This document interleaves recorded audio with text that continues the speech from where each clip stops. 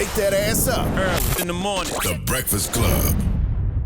Morning, everybody. It's DJ NV, Jess Hilarious, Charlamagne the Guy. We are the Breakfast Club. We got a special guest in the building. Yes, indeed. We have Rob Lowe. Welcome. Hey, it's good to be here. How's it going? Actor Rob Lowe, I should say.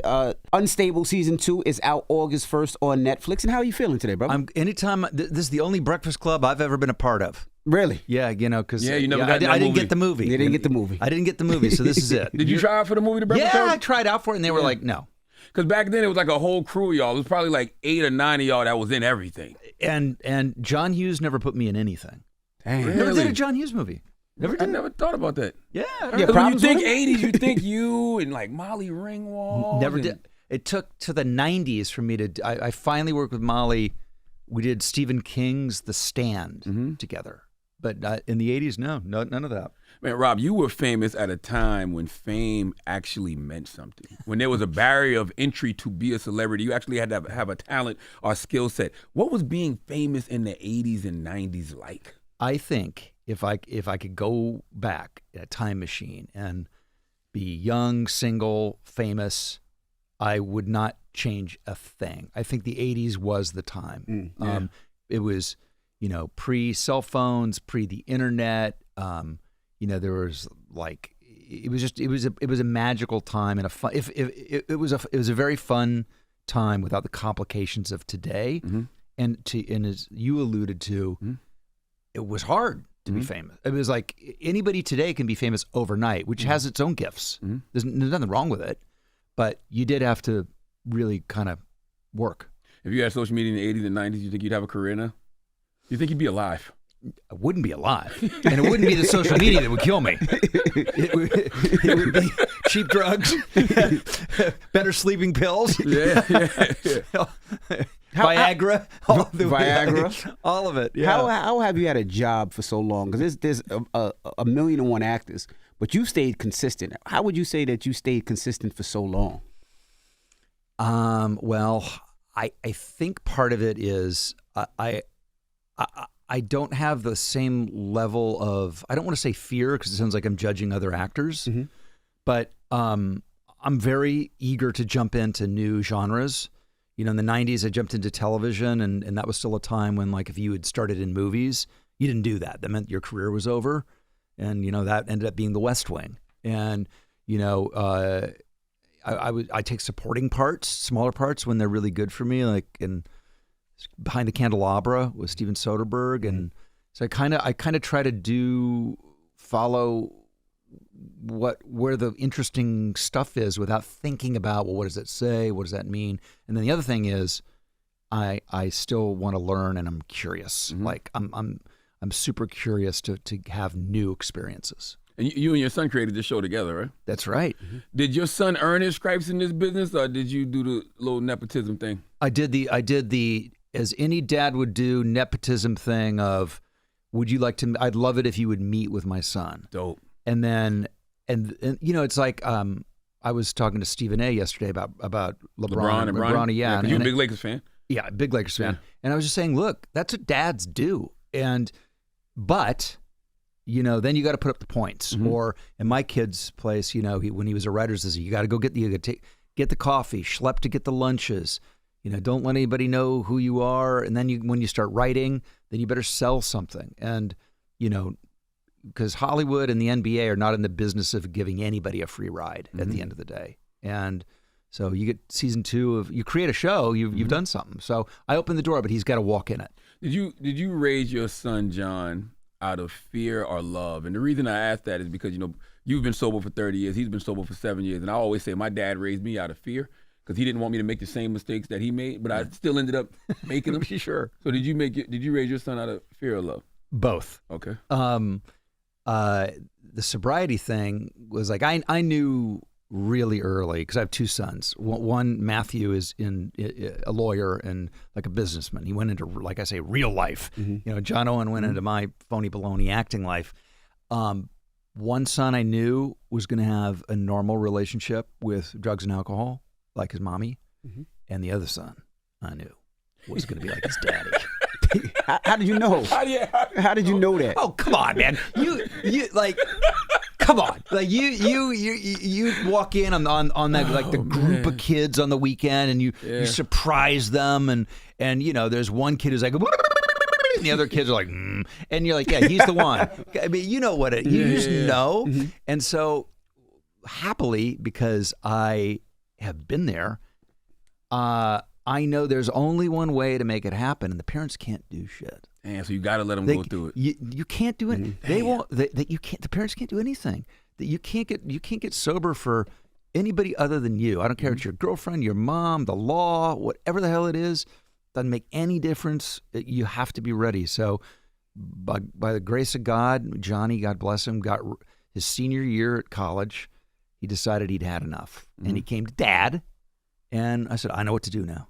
And so I got him to the right people, and we're a member of one of the great clubs in the world, I think, of people in recovery. Because let's face it, people who are out there partying and getting it on are fun. They're fun, they're funny, they're smart, they're the life of the party, they're interesting. So those people, sober, are the sickest. So do you wait for somebody to come, and for both of them, do you wait till they come to you and say something? Or do you got to keep them alive. You got to keep them alive. Okay. Your job is keep them alive. Your job is like put the rails on the when you're bowling. You know, you put up those rails so you don't roll in the gutter. Yeah, that's all you can do. And by the way, that's a lot. I mean, I think particularly for young men, I think it's like get them to 21 by hook or by crook. Whatever you got to do, try to help get them so they don't make some horrible decision or hurt themselves or somebody else. Just get them to 21, their brains calm down, and then you can have a cogent conversation with them. Now, you talked about Unstable. For people that haven't seen it, break down what Unstable is about. So my son, if you follow him on Johnny Lowe Instagram, he makes a lot of fun of me. He trolls me like no other. I mean, and it makes me laugh so hard. He's a funny boy, man. And people really got into the stuff he was saying about me, and it became a thing. Like I couldn't do an interview without people talking about it. So Johnny, being a smart kid, was like, I think people like this dynamic. Maybe there's a show in it. And so we didn't want to play ourselves. So we had to figure out a show that had the thing that people like, which is our dynamic in a world that we created. And we came up with what's the math that equals what people are responding to? And that is a father who's in the public eye, slightly larger than life, perhaps a little untethered from reality because he's been doing this for so long. And then the son, who is the only one who can speak real people talk to him. So I play a tech guru, unhinged genius. And John Owen is the son who's trying to live outside that shadow. There's a lot of healing in the show too, though, because you see like the grieving over the loss of the wife and the mom. Who added that element, and what part of y'all real life were y'all bringing into the show with that? That's right. So we brought in season 1 Victor Fresco, who's a very funny writer, producer, who did the Santa Clarita Diet and Better Off Ted, and he brought that in to help humanize my character. And now in season 2, we have Andrew Gerland, who did a show called Friends from College that I love. And it's always good, I think, to get a third set of eyes on an idea. And we've had really good collaborators who've helped. But that was something that they added. Did you make your son audition for his own role? I make him audition every day. He was, and I was worried about it because he's acted, he's done some stuff on his own, but this was a huge leap for him. And in season 2, seeing the growth, because we've got some comic killers on the show. I mean, Lamorne Morris is on the show, who I love. He's so good in it. We got Fred Armisen, who's on it, Iris Apatow. So to see Johnny really hold his own with that group this year is great. Did you and your son ever get high together? No, God, no. Okay. I've been sober 34 years. Oh yeah, duh. Yeah. Now you've been married 29 years too, right? 33. 33. Wow. So when you talk about being unstable, what level of stability has being married for 33 years provided you? Oh man, it's saved my life. For sure. My wife Cheryl is, she's my I don't even know how to describe it because she's always been my best friend. She is the smartest person, the most instinctive person I know, and smartest, but like the greatest instincts, and my greatest supporter, and a terrific mom. So if you know anybody out there, if you're lucky enough to get that in your life, you're so far ahead of the game. What made you finally have the, wherewithal to say, you know what, I got to settle down? Because you was not only were you a star in the 80s and 90s, you were considered what they call a heartthrob. Sex symbol. Yeah, I was a player. I was out there. Symbol. Now, if you think he's sexy, just say that. No, they say I said heartthrob. I ain't say sex symbol. I said heartthrob. The girls will call him a sex symbol. Heartthrob. I'll take both, guys. Oh, he'll give you. I'm happy with both. Clearly, he likes both. No, that's not true. I said sex symbol. I'm happy with both. That's all right. I'll take it. Come on, man. I'm a 60-year-old man. We're I'll fighting take over you that. right now, which seems kind of weird or not. But go ahead. But you know what I mean. I do. He was getting a lot of pussy, Rob. Is what I'm saying. I was having a really good time. Yeah. And by the way, that's why I think when I was done, I was done. It's no different than partying. It's like I didn't get cheated. I went down swinging, and so when I was done, literally swinging everything all over the place. But sorry. I'm glad you got it. It took a minute. I got it, but I just. But so when I was done, I was done. I have no illusions. I left it all in the whatever analogy you want to use. I left it all in the field. Mm-hmm. Did you have? Was your sex tape the first leaked sex tape ever? Yes. Yeah, you invented the sex tape. That was 88, right? He said you invented the sex tape. I invented it. You did. Celebrity sex tape. Mm-hmm. Yeah, but I was stupid enough. See, here's the thing: is being first isn't always best because like nobody monetized it. Like it made Kim K, but it almost ruined me. But I mean, it's a big difference. Why did it almost ruin you? Because you had an image uphold? Dude, so if you were to go back and look at the nightly news from whatever that came out, Tom Brokaw. Good evening. This is NBC News. Hi, Dr. Rob Rowe. And the whole thing. And then they go, and in other news, in Tiananmen Square, democracy rose as a man stood in front of a tank. Tiananmen Square was the second story on the news. Damn. How did the tape leak? Was it your tape? You were recording, somebody broke into your house or something? Like, how did it leak? It got stolen. But, look, man, it's like, it's one of those things that led me to where I am. I have no regrets in my life, and I've thought about it, man. I really, really have, is because I've always learned more from the mistakes and the screw ups. By the way, that watch is so sick. Oh, thank you. Jesus Christ. Thank you. You said it changed the trajectory of your life, though. Thank you.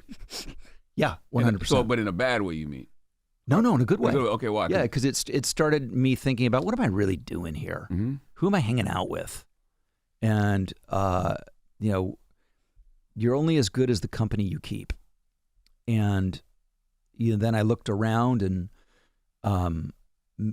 met my wife Cheryl about a year after that. Mm-hmm.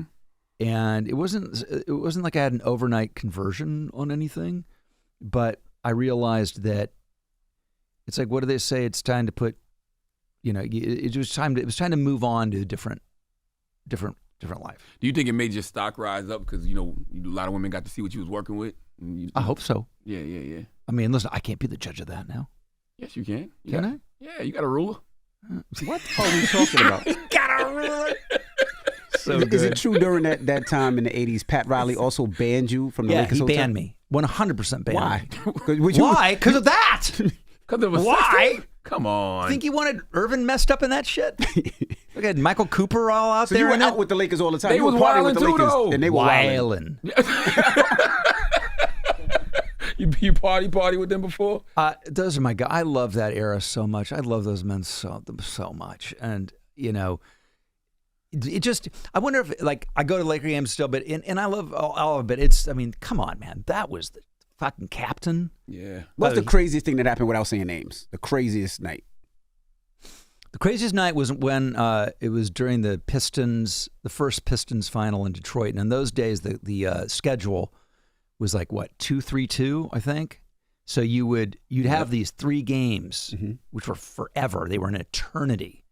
And you're in Detroit for a long time, and you're out, So I sent some friends up to somebody's room.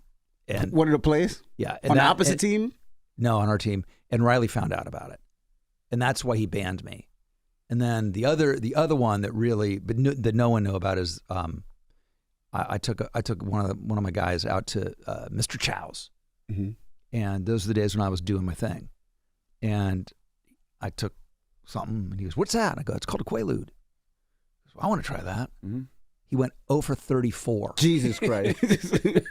You can look up the stats and you'll know who it was. Jesus. 0 for 30. 0 for 34. Did he play that night or the next day? He played the next day. Okay. The next day. He blamed it on you. What's wrong, Rob Lowe? Now, is it true? I read that you once coached Michael Jordan and Magic Johnson. Coached I did. him where? Yeah. Magic used to have a amazing fundraiser. I want to say it was for United Negro College Fund. I want to say it was at the Forum every summer, and you had to show. Like if you were in the NBA and you got the call from him, you showed. So every star you can imagine played. And Arsenio coached one side, and I coached the other. It tells you exactly like what era it is, right? And it was the first time that MJ and Magic played together on the same team. And like I did anything. They scored 200 points and lost. Really? Damn. Who did they play against? Who was the other team? The other team was Karl Malone, Clyde Drexler. Those are the two I really remember. And I remember that I called a timeout towards the end of the game just so I could be involved. And everybody was laughing, and I look over at Michael, and he was like dead-eyed.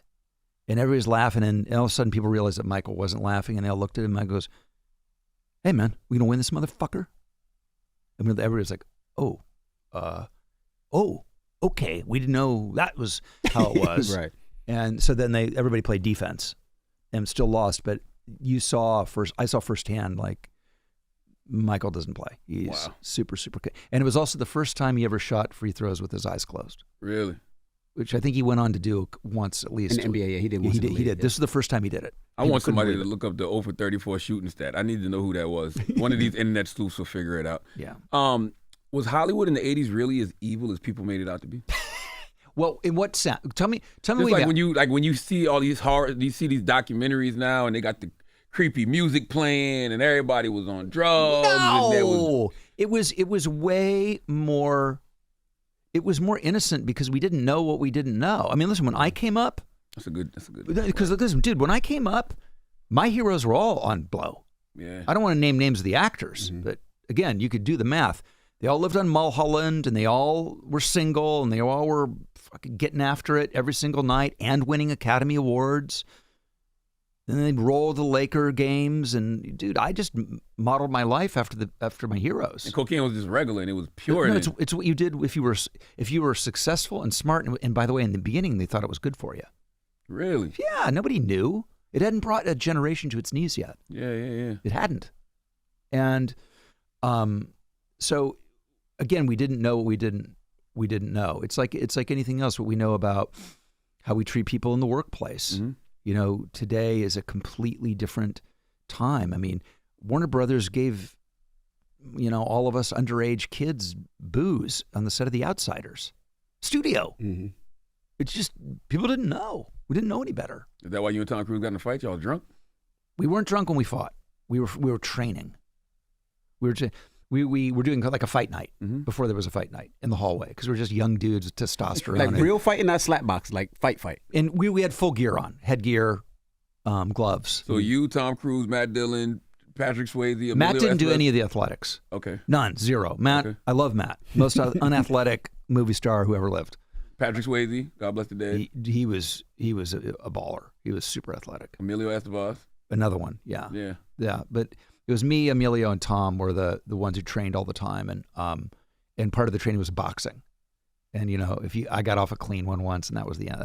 Then Tom just went wild. So he was mad you hit him?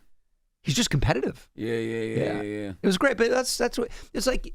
If you guys were in college and screwing around with your fellas in a frat or whatever, whatever that would look like is what we did.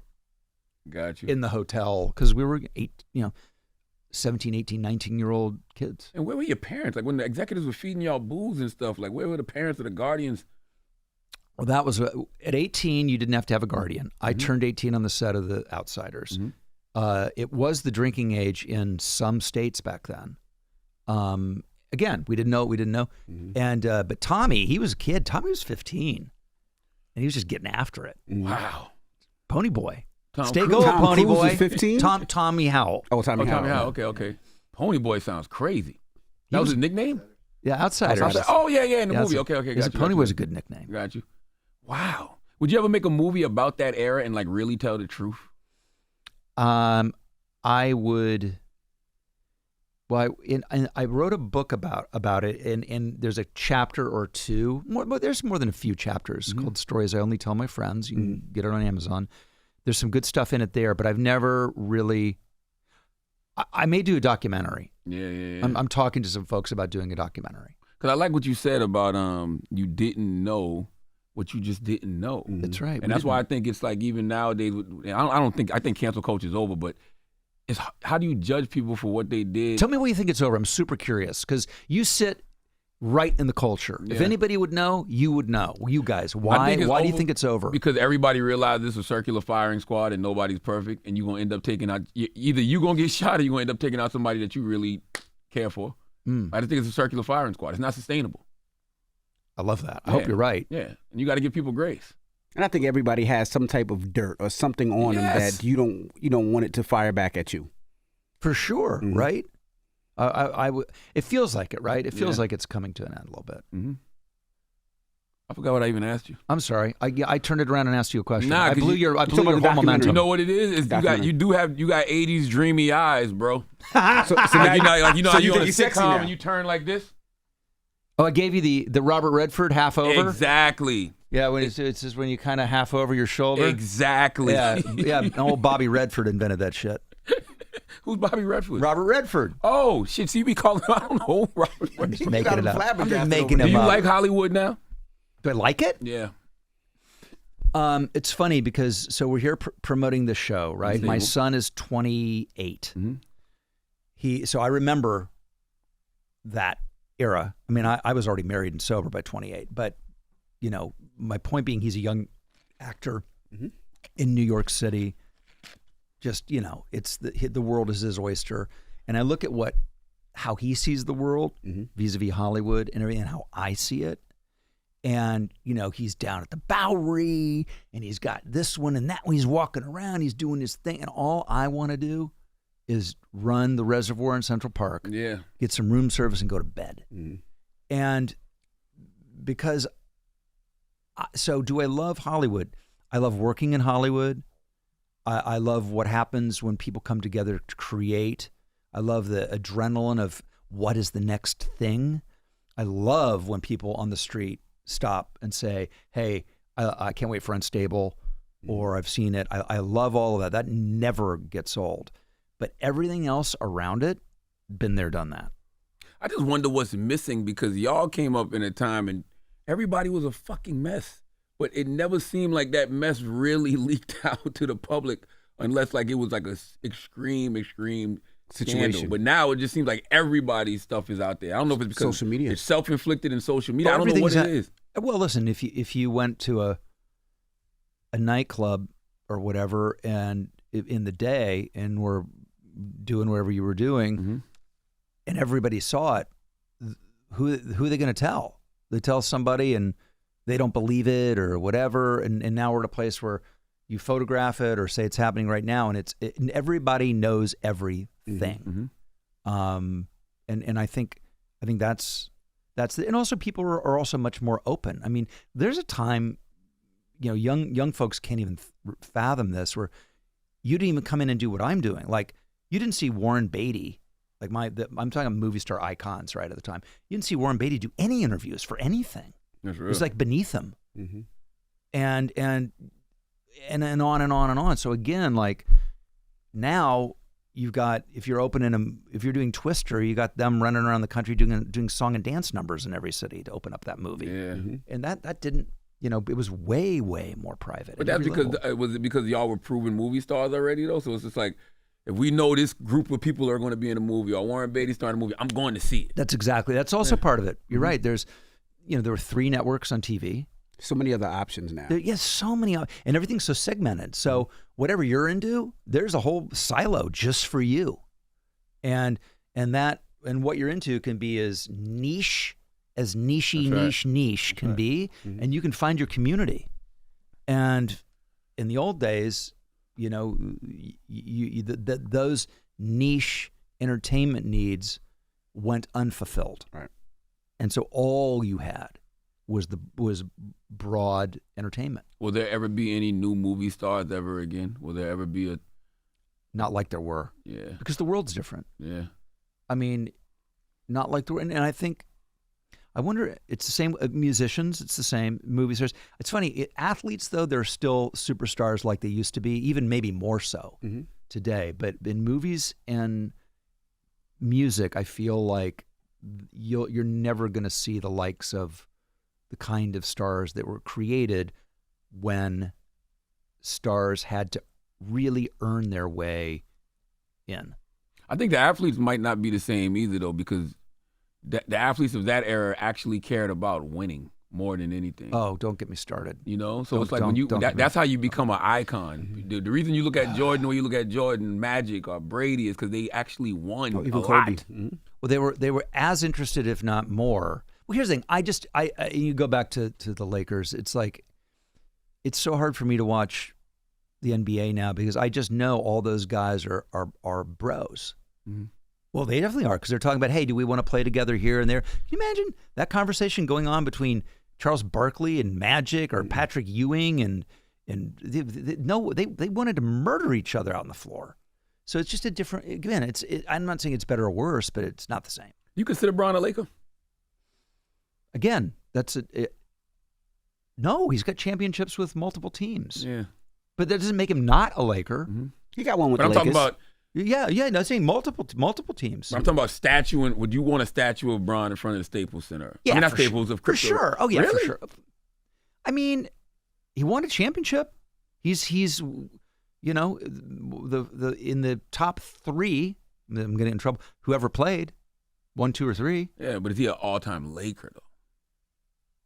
He's not an all-time Laker. Yeah, He just isn't. He's not, because he is, and I don't mean this as a pejorative, but he's a little bit of a mercenary. You know, he goes where as he should. He goes where he wants to go, does what he wants to do. Why wouldn't he? But that culture didn't exist. I mean, again, you would never. Do you remember when Michael couldn't get past Cleveland? Do you remember that the era? Pistons. Oh yeah, Cleveland too. Do you remember that? Yeah, Remember that era? Absolutely. Okay, Absolutely. So, what if Michael had said, "You know what? I'm going to go play Brad Daugherty in Cleveland." Brad Daugherty and Mark Price. Mike Price, those guys. But they were, remember, they were killing him. Yep. So it's just a different time. Well, Rob has to go. Yeah, I know. All right, Rob. Dude, Lowe. you guys have the sickest watches. I'm sorry. Oh, thank you. That's just a little something. Thank you. It's just a little nothing. It's a little Thank you so much. Yeah, it's good. Oh, your watch is clean too, though. Yes, Yeah. it is. Yeah, Absolutely. That's clean. I went my day one, my That's everyday. right. Yeah, that's your everyday? That's my everyday. Paddocks every day. I'm not mad at you. Come on now. Ladies and gentlemen, Unstable Season 2 premieres August 1st on Netflix. And Rob Lowe, we appreciate you for joining us. Thank you. This is Absolutely. great, guys. It's The Breakfast Club. Good morning. Wake that ass up. Early in the morning. The Breakfast Club.